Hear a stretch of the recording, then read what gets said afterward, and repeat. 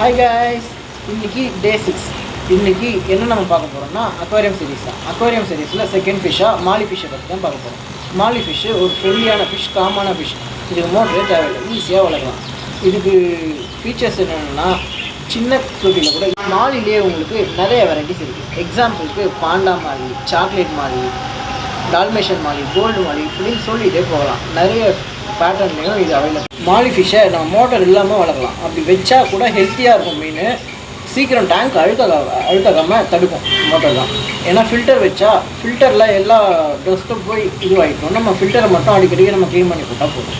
மற்றபடி மாலியில் மெயின்டெனன்ஸில் ஒன்றுமே இல்லை. அடுத்தது பார்த்திங்கன்னா ப்ரீடிங்.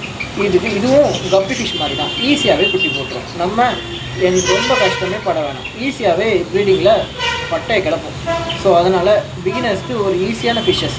குட்டி போடுறது பார்க்கறதுக்கும் அவ்வளோ ஹாப்பியாக இருக்கும். சின்ன பசங்களுக்கு பெரியவங்களுக்கு ரொம்ப பிடிக்கிற மாதிரி ஃபிஷ்னால் கப்பியும் மாலியும் சொல்லலாம். ஏன்னா இது குட்டியை பார்க்கும்போது நமக்கு அவ்வளோ ஹாப்பியாக இருக்கும். ஏன்னா நம்மளே சின்ன வயசில் குட்டி போடுற மீனை பார்த்துக்கன்னா மோஸ்ட்டாக மாலியும் கப்பியும் மிங்கிள் பண்ணி விடுங்க. பார்க்க அவ்வளோ க்யூட்டாக இருக்கும் ஃபிஷ்ஷஸ் ரெண்டுமே.